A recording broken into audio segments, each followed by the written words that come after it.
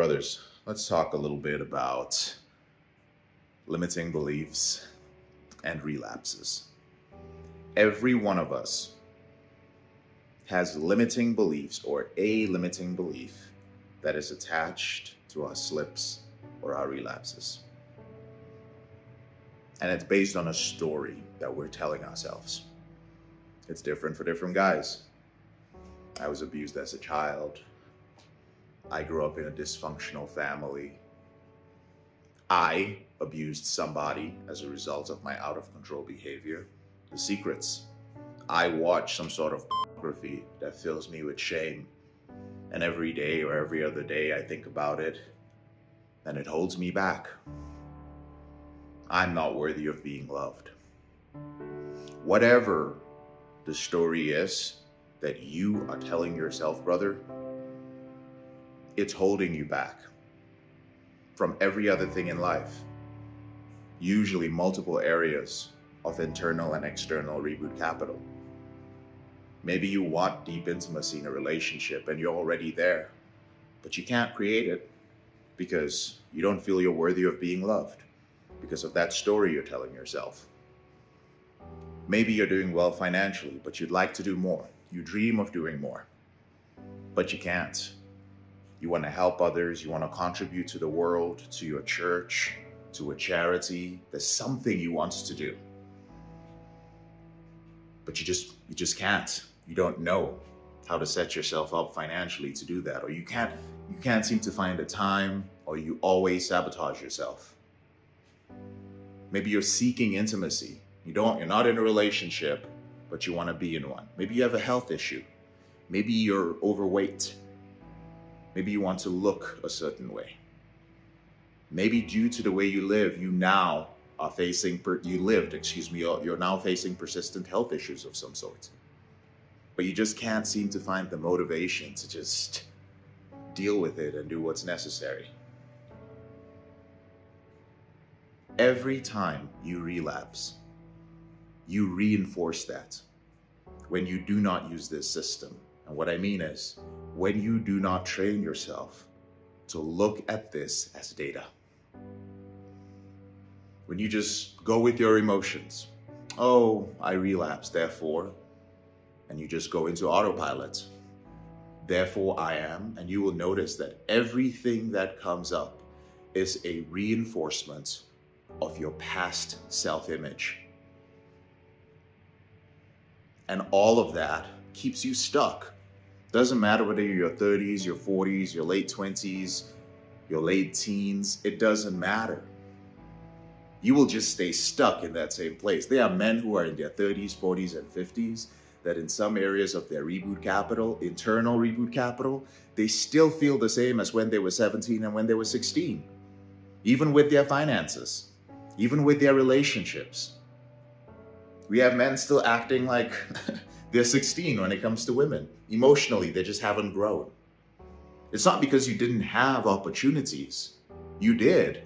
Just interacting with other adults, right? In life, via work, with your friends. Just learning from the internet, from books. That, don't you think, should have helped you mature a little bit in some areas of your reboot capital? Well, why hasn't it? It hasn't because of your out-of-control behavior. Because you spend days or hours, or who knows, maybe even moments to moments, telling yourself that story when you relapse because of the strong emotions you have.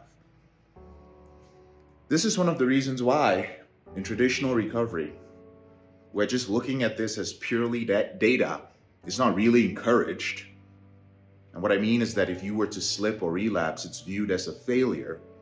They may call it a failure logically, but if you're counting days, and if it's one day at a time, and if you have to start all over again, and if a relapse is that huge a deal, then there is some form of negative emotion attached to it. And the danger is that that negative emotion is attached to the limiting belief. What I want to tell you is this. Is what the reality is that if you are watching this video, then you are resilient. I don't think you understand. Let me tell you from my perspective as an addiction professional. Many people do not touch sexually compulsive behaviors or out of control behaviors that have to do with pornography. Why? Because there is not much money in it. Because unlike other addictions, their ideal clients, just telling you the game, their ideal clients will not approach because of shame. So all these people who make money from addiction recovery, they try not to touch sexual addiction. They're like, nah, it's just too much work. The alcoholics and the people who struggle with meth and cocaine, it's visible, it's easy to make money from this. I'm a man who lived with this behavior. I know how devastating it is. But the reason that I did this, the reason I gave up my career to come and take this career, this is more than a career, this mission, is because I realized one thing. I realized that we are powerful when we overcome this. By overcome this, I mean overcome it moment by moment. As a person who has struggled with this, to find this video, to watch this 7 minutes in, it means that you are a resourceful person. It means that you are a person who is capable of looking for solutions. And many of you watching this have already made amazing progress. You just haven't had anybody tell you how amazing the thing you have accomplished is. All addicts that are in the process of overcoming their behavior are extraordinary. I've had some people say like, oh man, you're this and you're this and you're disciplined and all these things. All of these things come from the process of overcoming that out of control behavior. All of this, your morning routines, the books you read, the self-awareness, learning how to be accountable, accountability partners. That's networking, guys. It's finding the right people, learning how to be vulnerable. I didn't know that as I went through my reboot, that I was learning how to connect with people deeply. And then in business, I was just doing it because I was so used to being accountable. Some of you already experienced that. You're just like, well, yeah, with my accountability partners, I'm so open. And then next thing I know, guys are talking to me about all sorts of things in their lives. It's the skills you gain from this rebooting lifestyle. You must understand this. The people who are still living with their addiction, they're still living with it. The men who are rebooting are the ones who are powerful. And you must remember this. So many of you are not willing to work on other areas of your reboot capital because you're so busy focused on shaking off this, I just want to put addiction behind me and move on with my life. Yes, you can do that, but you cannot completely ignore it. You've lived with it so long, so many years. Why don't you take the lessons you've learned from it? Why don't you take the rebooting process and apply it to your life? That is what I did. It is those skills, it is the things I was learning during rebooting that got me my relationship, that got me to where I am financially, that got me to where I am with my physique. I took what life gave me as my greatest struggle, and I took that and I molded it into something. And the crazy thing is I will see former alcoholics do this. I will see people who were on drugs do this and become massively successful. I will not see men who struggled with sex and porn addiction do this because of the shame. Well, when will I be rebooted and moved on? When will I this? You look at successful individuals who overcame a drug, alcohol addiction, right? Substances, chemical dependency. They're so proud to talk about it. You see them, they're like, yeah, I overcame a 20-year drug addiction. I'm proud of it. They used it to overcome their limiting beliefs and change their mindset. But when it comes to sex and porn addiction, y'all don't want to talk about it, right? Guys will experience some wins, get to the middle reboot or late reboot. They're about to leave the program. They're like, nah, I don't want to leave a testimonial. The program has been good for me. And it doesn't really matter to me. We'll always have brothers who who will leave testimonials. The program has been good to me, but I don't want to put my face out there. And while this doesn't mean that you haven't rebooted, you have rebooted. It just means that you've controlled this behavior, but you are probably not going to take the things that you have learned from this to move forward. Some of you use accountability, and you're just like, yeah, accountability just for this group. It's just a transactional thing for you. And once I'm done, I'm gonna move on with my life. You don't even learn the skill of accountability, which you will find is necessary in business, right? I have multiple people who work with me and for me. And without accountability, we wouldn't get shit done. Nothing would get done. This video wouldn't even be put out in time. When it comes to a morning routine, there's no way I would be in the mood that I'm in most days. I learned how to control my emotional states, but that is by necessity because I didn't want to slip or relapse. I wouldn't have been able to come back to spirituality. I left religion because it was too dogmatic. But in the process, I also let go of spirituality. It was only true rebooting. And you guys who have been in the program for a while know that in this process, when you get later on to the later maintenance stage of your reboot, you will confront your mortality.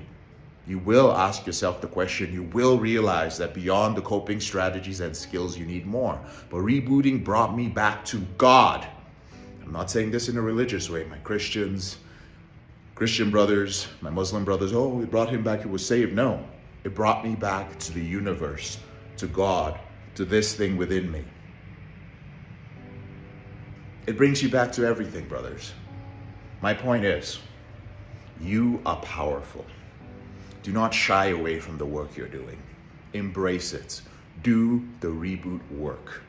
Remember, you are more powerful than others. Some of you will put in years in your reboot, only to go on YouTube or look for some motivational speaker to give you permission to do things. You look at somebody else's story and you be like, oh, well, that guy was a drug addict. That guy was this and this and he overcame it. I'm gonna buy his book and his course. You are a addict. You have your own story. You don't need to look to them for anything. I didn't look to anybody.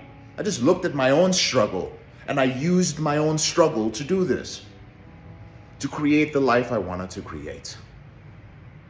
You must step past the shame, guys. It is the reality of your life. So many of you want to run away from this. You want to end your behavior and move on, and it's fine. Doesn't mean you're not going to be successful. It doesn't mean you're not going to get things out of your life. It doesn't mean you're not going to be happy. But if the depth of pain and struggle you experienced the most was with your addiction, that's always where the lessons you learned in it, the systems you picked up from overcoming it, that is always where you're going to have the most energy. It's always where you're going to be most activated and motivated. It's always where you're going to be living. It's always where things are going to be very challenging. This is simple, the rebooting process. But as you guys know, it is not easy. And that's a good thing. That means that as you come out from the process, as you go through it, you're forged in something, right? You're forged in the struggle. You're forged by the slips and relapses. You're forged by having to confront that addict subpersonality, that voice in your head over and over and over again. You're forged because you are battling an enemy. I don't use the word battle often, but y'all know what I mean. It's not a part of the system, but I'm using it for the sake of this video.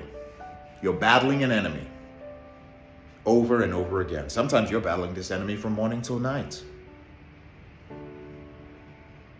Drugs, alcohol,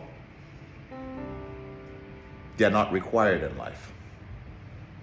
People can live without them, right? And there's not much of a negative consequence on a person's life, probably none. But sex, you need sex to procreate, at least, to be intimate with your partner. So it's different. The struggle is different with this. And thus the battle is different. With porn, with sex addiction, the chemicals are in here. They're not external. It's your own endogenous opiates that you are addicted to. This makes you infinitely more powerful than anybody who says that they overcame an alcohol and drug addiction. That's fine, bro, but what if I make the drug lab, the meth lab is in my fucking head? What if it's in my head? You guys are badasses. I just had to tell you that, okay? Like, I know I go off sometimes. I love you guys. Remember, you have all the resources, all right? You're an amazing individual. I'm JK, your brother in this struggle. I gotta get my ass to work. I'll talk to you guys later on in the week. Bye.